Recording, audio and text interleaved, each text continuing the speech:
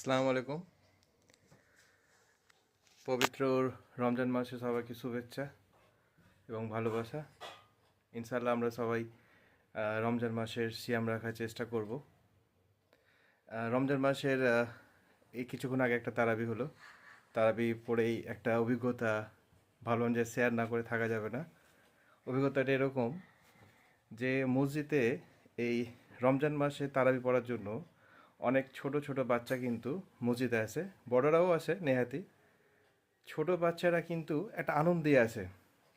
তারা অনেক সময় অনেক ভুল করে, হয়তো মসজিদে গিয়ে আওয়াজ করে, বিরক্ত বোধ করে অনেকেই।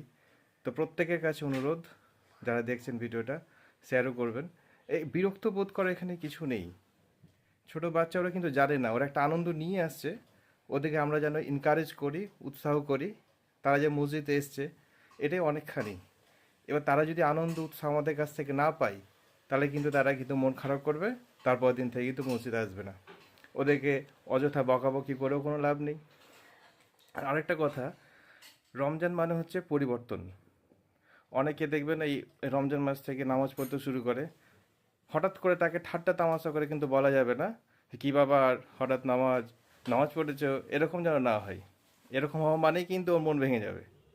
ওকে আরও উৎসাহ দিতে হবে, কারণ রমজান মানেই পরিবর্তন। কিন্তু এর মানে হচ্ছে এভিল ডিডস ওয়াইপ আপ করবো, অর্থাৎ খারাপ যে জিনিসগুলো সেগুলোকে মোছার সময় এসছে। চেষ্টা করব যেন এই রমজান মাসে অন্ততপক্ষে যারা নামাজি আছি, যারা অলরেডি নামাজ পড়ি, হঠাৎ করে যদি কোনো মেয়ে নামাজি হঠাৎ মসজিদে আসে বা কোথাও দেখি, তাদের উদ্দেশ্যে কোনো রকমভাবে তাদেরকে লজ্জা দেওয়ার মতো, অপমান করার মতো যেন কথা না বলি। আর হ্যাঁ, মসজিদে কিন্তু বাচ্চা আসবেই, তাদেরকে উৎসাহ করতে হবে। অযথা তাদেরকে বকাবকি করার কোনো দরকার নেই, কারণ তারা আগামী দিনের নামাজি। আর এটাও আমাদের একটা রকম দায়িত্ব কিন্তু। ভালো লাগলে শেয়ার করবেন সামনে। আসসালামু আলাইকুম।